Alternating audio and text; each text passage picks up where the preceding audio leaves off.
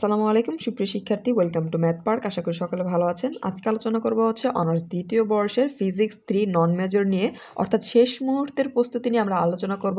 শেষ মুহূর্তে কী কী চ্যাপ্টার আপনারা পড়বেন, কী কী চ্যাপ্টার পড়লে ভালো একটি রেজাল্ট নিয়ে আসতে পারেন, এবং আমরা ফিজিক্স 3 এর মান বন্টন থেকে শুরু করে ক্রেডিট এবং সময় সম্পর্কে জানবো। তো প্রথমে আমরা হচ্ছে মান বন্টন এবং সময় নিয়ে আলোচনা করব। এখানে আমি নোট করে নিয়েছি। তো প্রথমে আমরা হচ্ছে এর মার্ক এবং সময় এবং হচ্ছে ক্রেডিট নিয়ে আলোচনা করব। ফিজিক্স 3 হচ্ছে আপনাদের 4 ক্রেডিটের একটি সাবজেক্ট। এখানে মার্ক থাকবে হচ্ছে আপনাদের 80 এবং আপনাদের সময় হচ্ছে 4 ঘন্টা। তো প্রত্যেক বিষয়ের মতো এটা তো আপনাদের হচ্ছে বিভাগ থাকবে 3টি, ক বিভাগ, খ বিভাগ আর হচ্ছে গ বিভাগ। ক বিভাগ থেকে আপনাদের 12টি প্রশ্ন থাকবে, আপনাদের অ্যান্সার করতে হবে 10টি, প্রত্যেকটির মান হচ্ছে 10। এবং খ বিভাগে আপনাদের প্রশ্ন থাকবে 8টি, আপনাদের অ্যান্সার করতে হবে 5টি, প্রত্যেকটির মান হচ্ছে 4। এখানে হচ্ছে আপনাদের 20 মার্ক। এবং গ বিভাগে আপনাদের প্রশ্ন থাকবে 8টি, আপনাদের অ্যান্সার করতে হবে এখানেও 5টি, প্রত্যেকটির মান হচ্ছে 10। এইখানে হচ্ছে সবচেয়ে বেশি মার্ক হচ্ছে 50। তাহলে টোটাল যদি আমরা যোগ করি তাহলে এই ক্ষেত্রে আপনাদের হয়ে যায় 80 মার্ক। আর আপনাদের কিন্তু সবচাইতে বেশি ঘ বিভাগে প্রশ্ন হয়ে থাকে, তাহলে আপনারা কিন্তু সর্বোচ্চ ফোকাস অর্থাৎ আগে বেশি মনোযোগ দিয়ে পড়বেন হচ্ছে ঘ বিভাগের প্রশ্নগুলো। আবার ঘ বিভাগে কিন্তু আপনাদের পার্ট আকারে থাকে, অর্থাৎ ধরেন যদি 10 নং থাকে, 10-এর হচ্ছে ক এবং খ এভাবে ভাগ আকারে থাকতে পারে। কতে যদি 7 নাম্বার থাকে তাহলে খতে থাকবে 3 নাম্বার, কতে যদি 5 মার্ক থাকে তাহলে খতে থাকবে 5 মার্ক। এই হচ্ছে টোটাল, এইভাবে ভাগ আকারে থাকতে পারে। আপনারা চেষ্টা করবেন হচ্ছে ঘ বিভাগ কেন্দ্রিক পড়াশোনা করতে। ঘ বিভাগে কিন্তু হচ্ছে 50 মার্ক। আপনাদের যারা A+ জন্য পড়াশোনা করতে চান তারা হচ্ছে 65 থেকে 68 মার্ক তোলার চেষ্টা করবেন, কারণ হচ্ছে আপনাদের এটা ইন কোর্সের উপর অনেকটা ডিপেন্ড করে। ইন কোর্সে যদি ভালো একটা মার্ক পেয়ে থাকেন তাহলে হচ্ছে 65 তুললে আপনাদের A+ কনফার্ম।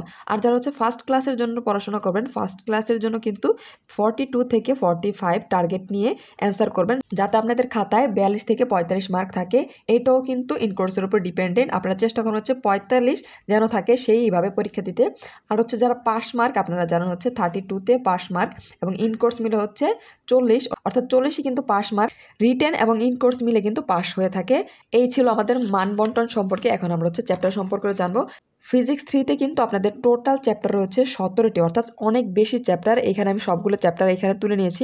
তো প্রথম ক্ষেত্রে খেয়াল করুন যে চ্যাপ্টারগুলো সবচাইতে গুরুত্বপূর্ণ, অর্থাৎ এই চ্যাপ্টার বাদ দেওয়ার কোনো সুযোগ নেই। এখানে রয়েছে 4 জড় স্থির তড়িৎ ক্ষেত্র, 3 হচ্ছে এটা হচ্ছে চ্যাপ্টার নাম্বার, কিন্তু প্রত্যেকটি আমি চ্যাপ্টার নাম্বার সামনে হাইলাইটস করিনি, শুধুমাত্র 1 2 3 দিয়ে তুলেছি।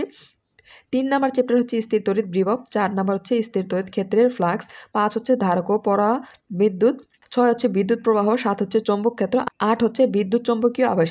এই যে প্রথম যে 8টি চ্যাপ্টার, এটা হচ্ছে আপনাদের জন্য মোস্ট অর্থাৎ ভেরি ভেরি ইম্পর্টেন্ট, কারণ এই চ্যাপ্টার থেকে প্রত্যেক বছর প্রশ্ন হয়ে থাকে। কোনো বছর কিন্তু এই অধ্যায় থেকে প্রশ্ন মিস হয় না। তাহলে A+ ফার্স্ট ক্লাস বা হচ্ছে 5 নাম্বারের ক্ষেত্রে কিন্তু চ্যাপ্টার 1 থেকে 8 একদম মাস্ট বি পড়তে হবে, অর্থাৎ এই চ্যাপ্টারগুলো স্কিপ করা যাবে না।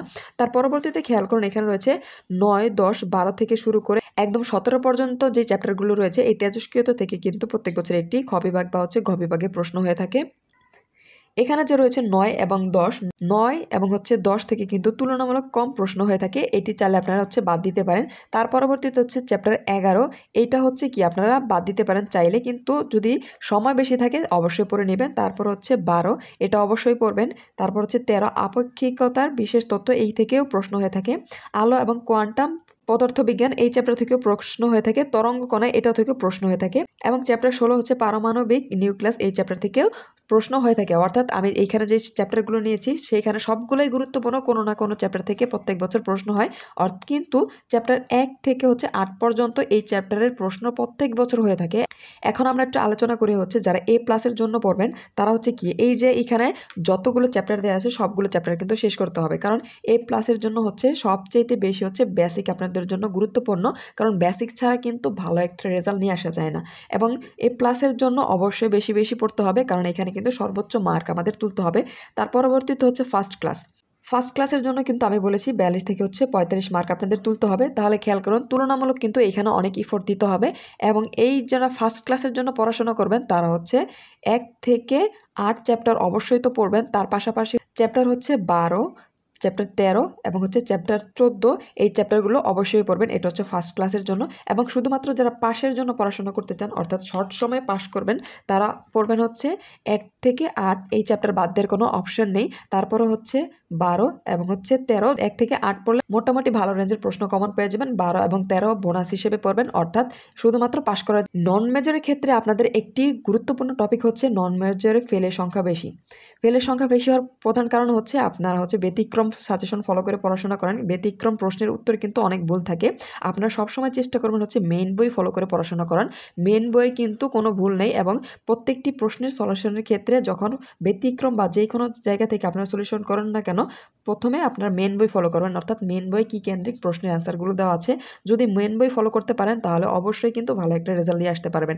তার পরবর্তীতে সর্বশেষ অংশ হচ্ছে ক বিভাগ। এই ক বিভাগ হচ্ছে কিন্তু সবচাইতে গুরুত্বপূর্ণ প্রত্যেকটি বিষয়ের ক্ষেত্রে। কারণ কি ক বিভাগে কিন্তু বিগত দেখা যায় যদি 7 থেকে 8 বছর প্রশ্ন আপনারা শেষ করেন তাহলে এইখান থেকে দেখা যায় 8 থেকে 9টি প্রশ্ন ইজিলি কমন পেতে পারেন। এই ফিজিক্স 3 ক্ষেত্রে 2017 বা হচ্ছে 2016 থেকে শুরু করে 2021 সালের বিগত বছর প্রশ্নগুলো যদি পড়েন তাহলে দেখা যাবে হচ্ছে 7 থেকে 8টি প্রশ্ন আপনারা ইজিলি কমন পেয়ে যাবেন। এই ছিল ফিজিক্স 3 এর মোটামুটি একটা শেষ মুহূর্তের প্রস্তুতি নিয়ে গাইডলাইন। আশা করি সকলে বুঝতে পেরেছেন। আমি আবারও বলছি ফিজিক্স কিন্তু অবশ্যই বেসিক্সও পড়বেন এবং হচ্ছে মেন বই ফলো করবেন। মেন বই ফলো না করার কারণে কিন্তু ম্যাক্সিমাম স্টুডেন্ট প্রত্যেক বছর এখানে ফেল করে থাকে। সকলের জন্য শুভকামনা রইল। আশা করি খুব ভালো একটা প্রিপারেশন নিয়ে হলে যাবেন এবং ভালো একটি পরীক্ষা দিবেন। যদি কোনো প্রশ্ন থাকে অবশ্যই কমেন্ট সেকশনে জানাবেন এবং ম্যাথ পার্কের সাথে থাকবেন। ধন্যবাদ।